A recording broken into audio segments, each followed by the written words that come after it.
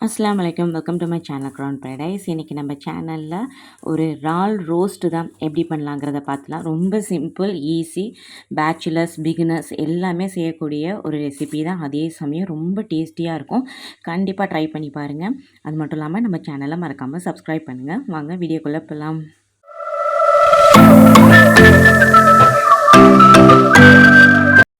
ஒரு கிலோ அளவுக்கு நான் இறாலை வந்து நல்லா உப்பு மஞ்சத்தூள்லாம் போட்டு நல்லா வாஷ் பண்ணி வச்சுருக்கேன். இப்போ மசாலா ஆட் பண்ணிடலாம். இது கொஞ்சம் காரமாக இருக்கும். அதனால நான் 1 டேபிள் ஸ்பூன் அளவுக்கு மிளகுத்தூள் சேர்த்துருக்கேன். 1/4 டேபிள் ஸ்பூன் அளவுக்கு மஞ்சத்தூள், 3/4 டேபிள் ஸ்பூன் அளவுக்கு மல்லித்தூள், 1/4 டேபிள் ஸ்பூன் அளவுக்கு மிளகுத்தூள், தேவையான அளவு உப்பு, கொஞ்சோண்டு இஞ்சி பூண்டு பேஸ்ட்டு சேர்த்து எல்லாத்தையும் நல்லா பெரட்டி இதை ஒரு 1/2 மணி நேரம் அப்படியே விட்டாச்சு. 1/2 மணி நேரத்துக்கு அப்புறம் 2 குழிக்கரண்டி அளவுக்கு எண்ணெய் விட்டு அதில் பெருஞ்சீரகம், கருவேப்பிலை, 3 வெங்காயம் நல்லா நீட்டமாக நான் கட் பண்ணி வச்சுருக்கேன். அதையும் சேர்த்துக்கலாம். மேற்கொண்டு ஒரு பச்சை மிளகாவையும் நான் 4ஆக கீறி சேர்த்துருக்கேன். இது ரொம்ப காரம் நீங்கள் நினச்சிங்கன்னா இதை ஸ்கிப் பண்ணிக்கோங்க.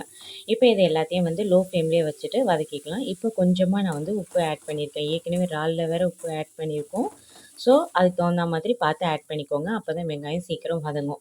கொஞ்சம் வெங்காயம் நல்லா இந்த மாதிரி வதங்கினதுக்கப்புறம் நான் கொஞ்சோண்டு திருப்பி மிளகாத்தூள், மஞ்சத்தூள், அப்புறம் 1 டேபிள் ஸ்பூன் அளவுக்கு கரம் மசாலா சேர்த்துருக்கேன். இல்லை நீங்கள் கறி மசாலா கூட சேர்த்துக்கலாம். இஞ்சி பூண்டு பேஸ்ட்டு சேர்த்து நல்லா மசாலா பச்சை வாசம் போகிற வரைக்கும் வதக்கிட்டு கொஞ்சோண்டு தண்ணியை தெளித்து விட்டு மசாலாவை நல்லா லூஸ் பண்ணிக்கிட்டேன். இப்போ அப்படியே நம்ம ஆல்ரெடி பரட்டி வச்சுருக்க இறாலையும் சேர்த்துக்கலாம். இதுக்கு கொஞ்சம் கூட தண்ணி விடவே கூடாது. ஏன்னா இறால் வந்து நல்லா தண்ணி விடும்.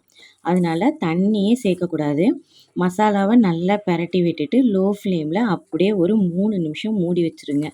3 நிமிஷம் கழித்து நீங்கள் பார்த்தீங்கன்னா நல்லா தண்ணி விட்டு கதகதன்னு உங்களுக்கு எண்ணெய் பிரிஞ்சிருக்கும். இறால் ரொம்ப நேரம் வேக தேவையில்லை. 5 நிமிஷம் வெந்தாவே போதுமானது. அதுக்கு மேலே வெந்துச்சுன்னா நல்லா ரப்பரியாக போயிடும். ஸோ அதனால் அது மட்டும் இல்லாமல் இது பொடி இறாலாக இருக்குது. ஸோ சீக்கிரமாக வெந்துருச்சு. இதுவே நீங்கள் பெரிய இறாலாக இருந்தால் ஒரு 8 நிமிஷம் மட்டுமே வேக வைங்க. அதுவே போதுமானது. இந்த அளவுக்கே உங்களுக்கு கிரேவி போதும், அதாவது அந்த ரோஸ்ட் அது பெரட்டினது போதும்னா எடுத்துக்கோங்க. நான் இன்னும் கொஞ்சம் சுண்ட நல்லா வந்து கிரேவியை வச்சேன்.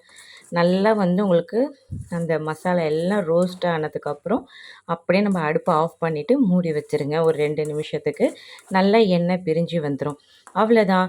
இது ரொம்ப ரொம்ப ஈஸி, ரொம்ப டேஸ்டியாக இருக்கும். கொஞ்சம் காரமாக இருக்கும். காரம் வேணும்னா நீங்கள் கம்மி பண்ணிக்கலாம்.